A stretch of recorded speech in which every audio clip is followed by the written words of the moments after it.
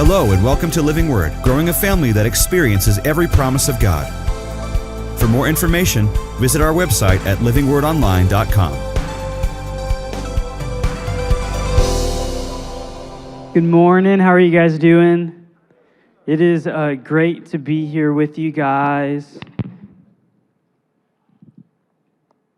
I'm sorry if I have lipstick on my cheek. Kitty just kissed me, and she goes, "Oh, sorry," and then she was trying to wipe it off. So if it's still there, it's from her. So it's been a great morning. It's been really fun. Esther's actually getting dedicated today, which is really exciting. I don't know. I don't think I ever pictured myself to be grown up enough that I was going to be doing things like this. So it's always really funny for me, because the other thing is that like usually on these Sundays mornings when Katie has to come here and sing, and she's here at church much earlier than Esther and I, so I get to dress Esther, and then I always get this sort of like, "Do you know what you're doing?" And I said, "I am her dad, but you can leave some clothes out for her. That would be fantastic." Like, you know what I mean? You just always like, "I am confident in this, but you don't have to trust me. I will do whatever you ask me to do, so it's going to be okay." We are having just the best time, and what I wanted to talk with you guys about this morning is working from the title that you are known. They've done a lot of studies, psychological studies, and they've come to find out that across cultures, across generations, across different countries, a common denominator for people as far as a basic like human need that everybody wants psychologically is that they want to be known. And so you go, "Oh, okay, so celebrities must be really happy." And you go, "No, it's actually not that kind of being known. It's not this sort of being famous. What it is being known to the point where somebody understands you, somebody sees you, somebody cares about you, and then to the point where because you are known, then you wake up every morning and you feel like you have a purpose in your day. You feel like that you are attached to something that's greater than you, because people want to be known, then they want to feel like they have an impact." And what I want to share with you guys this morning is kind of this difficult position that we take, I think, as just part of the human condition, is that it's one of our basic desires to be known, but we're not good at putting ourselves in positions to be known. Does that make sense? So it's our desire to be known, but we don't want people to be close to us. That's a really funny problem. We go, "Well, why?" It goes, "Well, if they were close to me, I don't know if they would like me all that much. You know, they might see the skeletons in my closet. They might realize that I have hurts, that I have pains, or that I've been in situations where maybe intentionally or unintentionally I caused somebody else hurts and pains, and then they really won't like me after that." And we have this really hard position that we're taking on because it's just our desire to be known, but then we don't always become vulnerable with people enough to the point where we can be known. And even more so than that, we walk around sometimes with this baggage of shame, of guilt, of our own personal condemnation on ourselves, and then we go, "Oh, I'm not good enough to be in a friendship like that. I'm not good enough to be known like this. I'm not good enough, and I'm not to the point in my life where I should be dating somebody like that, because then I'll just pour all of my baggage onto them, and then it just won't be good." We come up with excuse after excuse after excuse about why we shouldn't be in a situation of getting closer and being like building the opportunity to be known by somebody, but then it's still just our basic desire that we want to be known, and then we're not. And then all of a sudden we're not fulfilled, and then we're not happy, and then it's this really, really backwards sort of problem. And you might say, like, "Well, what is it to be known?" Well, when Katie and I were first married, and even now sometimes, you know, laying in bed, she'll go like this, and she'll put her arm over, and she hits nothing but mattress. And she goes, "How far are you on the edge of the bed?" And then I look over, and that's it. I am the edge of the bed. Like, that's how far I sleep over. She goes, "Do you not want to be next to me?" And I said, "No. Do you know what it is? Is that when I was 5 or 6, I had a bunk bed that didn't have a bar on the outside, and I was a wild sleeper. So one day, I literally just rolled off the bed, off of the second part of the bunk bed, and then I fell. I hit my head on a lamp. I woke up and I was like, "Man, I am never doing that again." So by the time when I was like 6 years old, I conditioned myself to sleep in the crack between the bed and the wall. So then now I'm 27 years old and I still sleep on the edge of the bed. And she goes, "Do you not love me? Do you not want to be close to me?" And you know what that is? That's being known. That's when somebody can understand the deepest parts about you and the reason why you do something like that. And then she still loves me regardless. And I was like, all right, let's go. It's not a deal breaker. I just have weird sleeping habits. And I didn't know that those were genetic because we have seen on the baby monitor that Esther does some of them. I said, no, you have to be like your mom. She is the better one. So like we'll walk in, we'll try to like push her back towards the middle of the bed. It's like, hey, there's a better way to do this. You don't have to be like your father. Like we can move on. It'll be okay. But what I want to show you guys this morning is a story with an interaction between Jesus and a woman at the well. And I wanted to help illustrate and continue to paint this picture about this desire that we have as humans to be known and kind of the difficulty that we walk in when it comes to allowing ourselves to be vulnerable enough to be seen.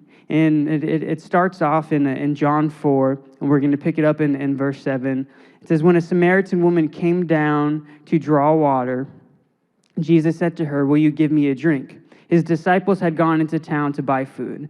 The Samaritan woman said to him, you are a Jew, and I am a Samaritan woman. How can you ask me for a drink? For Jews do not associate with Samaritans.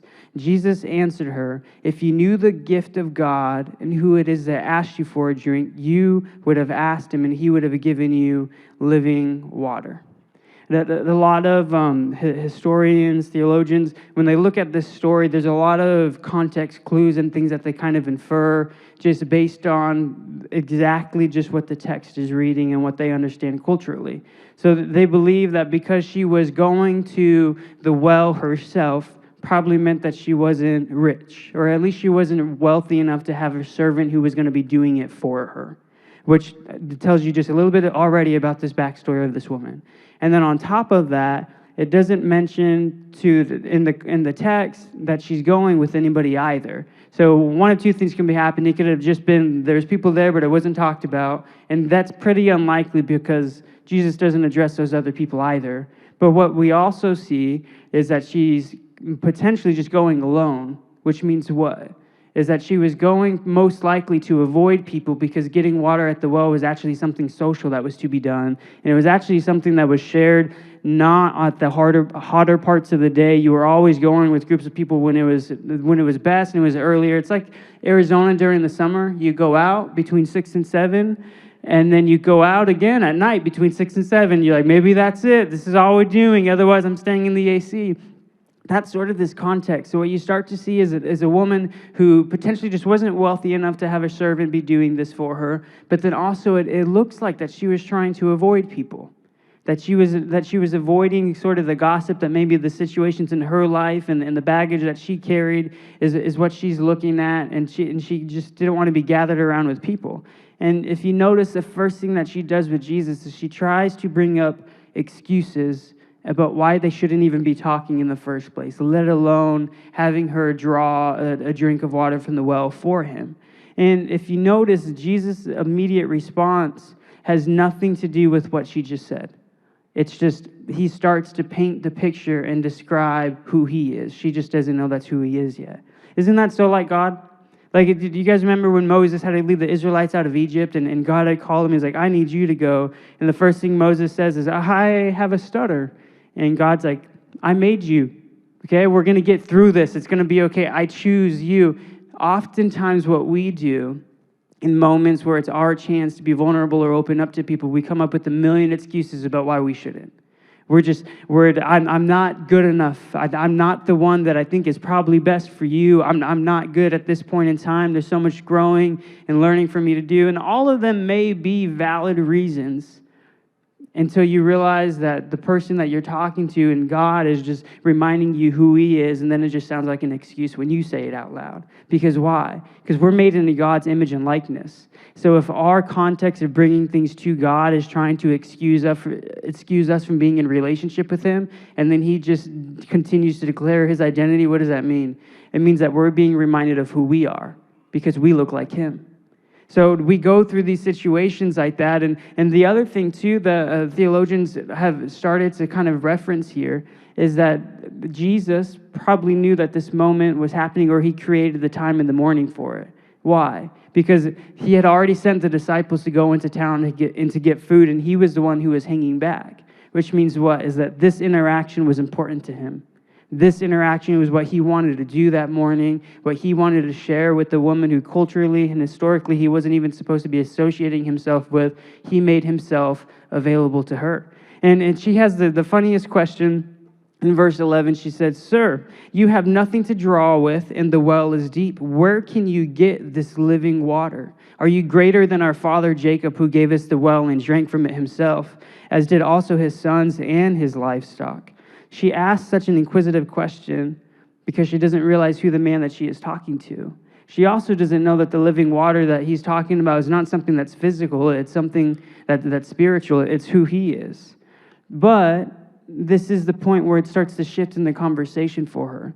Because what is it? It means that she's inquisitive and she's starting to participate in the conversation. She's no longer bringing excuses about why they shouldn't be talking in the first place. She opens up.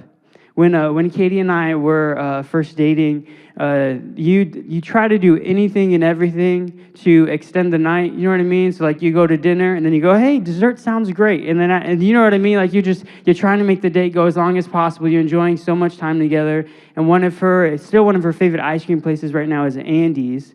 And we had gone through the drive-through. She picked out this ice cream that had pecans in it, and I'm allergic to the taste of pecans. And any sort of nuts, I'm allergic to those, the taste of them specifically. And that's what I told her. And she goes, "Do you want any of this?" I said, No, I'm good. You can have that one, like that one's yours. I'm allergic to the taste of pecans. And she goes, "To the taste?" And I said, "Yes. Thanks for asking about it. Now that we can have this awkward conversation." Usually, people stop listening as soon as you say allergic. They just go, "Oh, don't worry about it. Don't worry about it." That was my way of coming up with a quick and easy way to tell people that I didn't want to eat something without them having to ask, like, "Why don't you want to eat it? Like, what's going on?" So that was one of the early things that Katie and I had to, she just called me out on it. She goes, "You can't be allergic to the taste of something." I said, "To be honest, I'm allergic to the taste of any sort of nut. Walnuts, pecans, coconuts." She's like, "That's also not a nut." I said, "But it has the word nut in it, and it still doesn't taste good. So I'm also, just so you know, allergic to the taste of avocados." And she goes, "You're Mexican?" And I said, "Yeah, welcome to the club of my family who doesn't understand me." So I was like, we're good. As we started dating, she started to notice, I don't even think I'm a picky eater. It's just very specific things that I'm just like, no, thank you. But the things that I learned about her, okay, her food has to be warm in order for her to eat it. I'll come home and maybe I'm late from whatever I was doing from work, getting home, and dinner was already made, and maybe it already started to cool down. I'll just scoop whatever's in the bowl onto my plate and go and eat it. She goes, "You're not going to heat it up?" And I said, "I didn't think about it, to be honest with you. No, I didn't plan on it at all." And she goes, "I cannot." Or the thing that she hates that I do is that when I go and say we made chicken nuggets in the air fryer or something, and this was our snack, I'll put it all on the same plate and we'll share. Because in my mind, why am I going to dirty two dishes? You know what I mean? I was like, we're right here. We're adults. We can eat off of the same plate. She goes, "We can't do that." And I said, "Why?" She goes, "Because I feel like I'm limiting my chicken nugget intake because I'm worried that you're not eating enough of your chicken nuggets. So I want to know this is how many is on my plate." I said, "Yeah, but we can cut it in half. We can do these things." And these are the little debates that we've had over just nonsense in food over 3 years. And we're laughing and we go, "Why do we do this?" And it was well, because when I was 8, my mom goes, "I'm not washing dishes anymore." And all of my siblings decided that we're not washing anybody else's dishes but our own. So I, from that moment, started limiting how many dishes I used.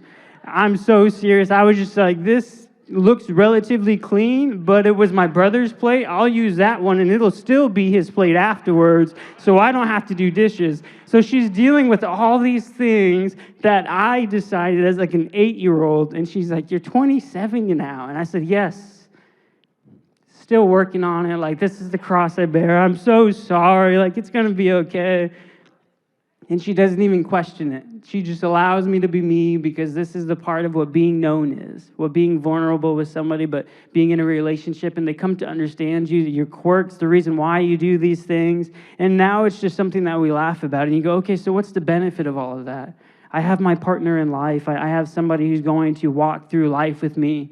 And the silly sort of questions and things that we talk about when it comes to chicken nuggets on plates, add a lot of life to situations where something else might be difficult. And we go, okay, like we can get through this. If I can get through your weirdness, I can get through a lot of the other things that you might bring up. It continues on in verse 13. Jesus answered her, said, everyone who drinks this water will be thirsty again. But whoever drinks the water I give them will never thirst. Indeed, the water I give them will become in them a spring of water welling up to eternal life. The woman said to him, sir, give me this water so that I won't get thirsty and have to keep coming down here to draw water. That's such a funny response because she still doesn't get it. She doesn't get that what he's talking about is spiritual, because in her mind she goes, I'll never be thirsty again. I never have to come to this well where I'm avoiding people, where I'm tired, where I'm the one who's drawing this for me. I'll never have to do that again. I would love that water. And he told her, go and call on your husband and come back. She said, I have no husband. And Jesus said to her, you are right when you say you have no husband. The fact is, you have had 5 husbands, and the man you now have is not your husband. What you have just said is quite true. Jesus continues to share more of who he is and his identity to her. It just hasn't quite clicked yet, right? Have you guys ever been to a surprise party and you don't realize that the surprise party is for you? That's happened to me before, where I showed up too early, and they go, and I was like, oh, who's this party for? And they're like, come on, come hide. And then it was for me, and I was like, oh, I'm sorry, I ruined everything. I didn't know I was supposed to be here, not on time. So that was what we were doing then. But when I look at this, it's like that same sort of idea, that you've arrived to something early, and you just haven't quite grasped exactly what's going on. He continues to make himself known to her. And we see that his heart is for people, and his willingness has always been to reach people exactly where they're at. You notice, too, that it's not condemnation. It's just a fact. I know this is the situation that you're bringing. And what's funny is that we often fear getting close to people because they might end up knowing everything about us. And we don't want that, because we have guilt and we have shame about the bad things that we feel like that we've done in our life, and we don't want to share that with other people. And sometimes you're going through a difficult situation, and it feels like this temptation that you're trying to beat, and you're not sharing it with anybody because you don't want anybody to look negatively down upon you, or you don't want them to feel sad for you that you're the one who has to go through this, and you don't want to ask for help. So then we continue to isolate ourselves, which is the exact opposite of what we actually desire in this moment. So what begs the question is, what's the stronger idea in your head? Is it to be known or the fear of being known? Because whichever one that is, that's the direction that you start to head in. And we notice, too, that right here where Jesus is meeting her, she's not perfect. She's not even living in a perfect situation yet, and still Jesus is right there meeting her where she's at, which paints you guys as a picture that says you do not need to be perfect before you approach Jesus, before you start to participate in that relationship, before you start to be sanctified and continue to grow in who he is. You do not have to be perfect in order for that to start. Isn't that really encouraging? Because if you had to be perfect, none of us would ever start. It would always just be something we were going to try again tomorrow. When Katie and I have Esther, the times that I feel like I know my daughter most is when I have to hand her off to somebody else, and you regurgitate all of this information that you've learned about your daughter in order to keep her happy, right? It's always like, hey, I'll give her to you, but just so you know, she just ate, so face her away from you, just in case rapid fire comes out. I would hate that it gets on your clothes. And then you start to, and when she was maybe 3 weeks, my mom had come over, and I had handed her off to my mom, and she started to fuss a little bit. And I'm never wanting to give my mom advice about how to handle a baby, because she had 5. You know what I mean? I just feel like that would be like me showing up to work and telling my boss, yeah, I'll tell you what to do. You know what I mean? She's already done it. She doesn't need my help. She's definitely a professional. But what's funny is that my strength was just that I knew my daughter. So I hand her off. She starts to fuss, and I don't do anything. I kind of stand back. I was like, oh, you got it. You're fine. And she continues to fuss a little bit more. And they go, okay, hey, so if you turn her this way, she likes to look at everybody for whatever reason. She's very nosy. And then if you bob her a little bit, get some rhythm going, all of a sudden she stops. And then my mom does all these things that I tell her, and then Esther just stops crying. And I was like, oh my goodness. I know my daughter. I am a good father. Wow, look at that. That was like my peak moment at 3 weeks of just feeling confident like I could do it. I was like, I know what she needs. And then she starts crying again. I was like, that's where my knowledge ended. So we're just going to hope for the best now. I don't know. The greatest part about knowing Esther is also that we can correct her. And in moments where she might be fussy, and in moments, and it's really funny too, because like if she's having a fussy moment, like we kind of look at her and I go, well, she's like 4 months, she's allowed to have a bad day. But I talk to her as if she understands me already. So what I do is like she's crying, she's fussy, I pick her up, I pat her, and I go, okay, thank you for telling me how you feel, okay? Do you feel better? Okay, we felt it, now let it go. Because I don't want a daughter, I don't want a child who pents up all of their emotion and they hold it and they carry it as if it's them. It's like, you're allowed to feel it. It's okay to have a bad moment, but we're not going to live here. So there's these things that like we're starting to teach, even though she probably has no idea what I'm saying. It's encouraging for me because why? Because it's a habit that I'm building because I'm participating in the relationship already. So then there's going to come a point in time when she goes, how do you know all of these things about me? It's like, girl, I changed your butt. I know everything about you. What are you talking about? And these are these abilities and these conversations, and you cannot let the fear of somebody actually knowing the deepest parts of you keep you from being known.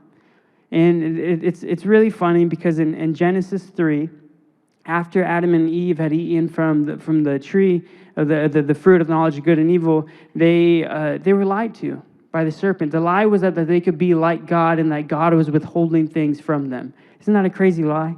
They had everything that they could possibly ever want, need, desire in the garden. And they fell for a lie. But the lie was that they could be like God and God was withholding something from them. So as soon as that happened, as soon as they ate from the tree, what was the first thing that they went to go and do? They went to cover themselves up. They went and they got leaves and they covered themselves up. And then it's such a funny picture because they try hiding from God. And I can't imagine being God and taking them seriously. You know, like it would be like you're playing hide and seek with the 2-year-old and they're just blatantly in front of you. You're like, where'd you go? I can't see you. That's what I imagine it to be. And I'm just like, what are they doing?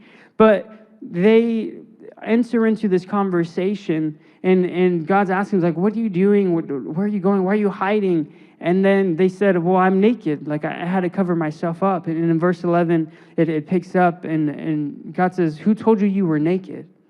Have you eaten from the tree whose fruit I commanded you to not eat? The man replied, it was the woman you gave me, who gave me the fruit, and I ate it. Man, he threw her under the bus so quickly, which is so funny because he ate it too. Like, it's like at a certain point, you have to start owning the decisions that you made for yourself. Then the Lord asked the woman, what have you done? And she replied, the serpent deceived me. That's why I ate it. My favorite part about that question is that they were naked before, and it wasn't a problem. It wasn't a problem until they fell for a lie. And then that's why God says, who told you you were naked? So in the same way, who told you that you had to carry guilt? That you had to carry shame? That you had to carry things that you weren't proud of as if it's your own identity? Who told you that was for you? Amen? Who said that these things that we're so afraid to share with other people, that we don't want to be vulnerable with, that keeps us from being known, fulfilling this desire that we have, who said that you can't do that? Because we start to look at these situations and we go, well, if I'm looking at Jesus with the woman at the well, she was not perfect. And she had every reason to feel like she had too much baggage to enter into a conversation with who Jesus was. And Jesus in that moment, in that conversation, reveals to her that he's the Messiah.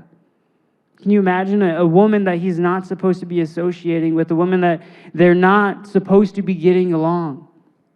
He makes himself known to her and says, this living water that I speak about will secure your eternity, and you can have it too.